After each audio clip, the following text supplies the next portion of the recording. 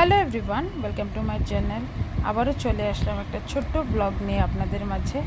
তো আজকে হলো রবিবার, এটা হলো রবিবারের ব্লগ। আমি সোমবারে এটা ভয়েস ওভার দিচ্ছি। তো এটা হয়েছে আমাদের সকালের ব্রেকফাস্ট। তো ব্রেকফাস্টে নিলাম রুটি, তারপরে একটু কুমড়ো আলুর তরকারি আর একটু শসা পেঁয়াজ, সঙ্গে ছিল ফল।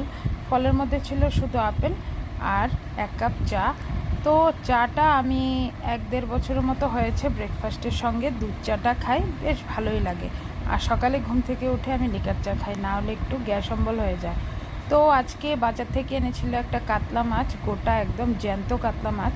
তো কাতলা মাছটাকে রান্না করব ফুলকপি আর আলু দিয়ে। ফুলকপি আর আলুটা আগে থেকে ভাপিয়ে নিয়েছিলাম যাতে গ্যাস অম্বল না হয়।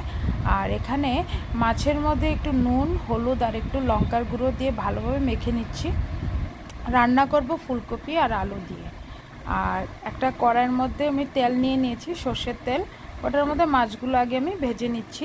তারপর সঙ্গে আরেকটা কড়াইও নিয়ে নিয়েছি, কেন কি এতটা গরম পড়েছে, তাড়াতাড়ি তাড়াতাড়ি রান্না করে রান্নাঘর থেকে বেরিয়ে যেতে পারলেই শান্তি। তো এখানে বসিয়ে দিলাম মাছের মাথা। মাছের মাথাটাকে আলাদা করে একটা তরকারি রান্না করব, বলতে কি পেঁয়াজ রসুন দিয়ে একটু, মানে আমরা কি বলবো, এটাকে একটু চচ্চড়ির মতোই বলি। আর এখানে মাছও আমার ভাজা হয়ে গেছে, ফুলকপি আলুটাও আমি হলুদ আর নুন দিয়ে ভেজে নিচ্ছি।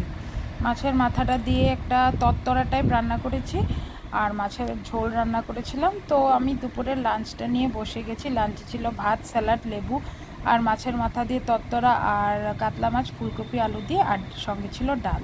তো এতটুকুই ছিল। তো খাওয়া দাওয়ার শেষে ঘুমিয়েছিলাম দুপুরবেলা, যেহেতু সানডে ছিল। আমার মেয়ের কোনো টিউশন ছিল না, সকালে একটা টিউশন ছিল, দুপুরে কোনো টিউশন ছিল না। তো বসে বসে চাটা আরাম করে খাচ্ছি। শাশুড়ি মা এনে দিল চা আর বিস্কুট। তারপরে চলে যাব মেয়েকে নিয়ে টিউশন। তারপরে রেডি হয়ে বেরিয়ে গেলাম। আমাদের এখানে শনিবার দিন রাত্রে খুব বৃষ্টি হয়েছিল, যেই কারণে আমাদের এখানে, মানে এই জায়গাটা না, আর একটু সামনের দিকে খুব জল উঠে ওই জায়গাতে।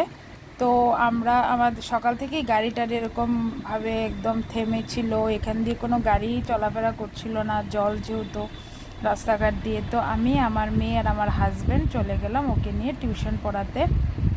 তখন টিউশনের টাইম ছিল রাত 8:30।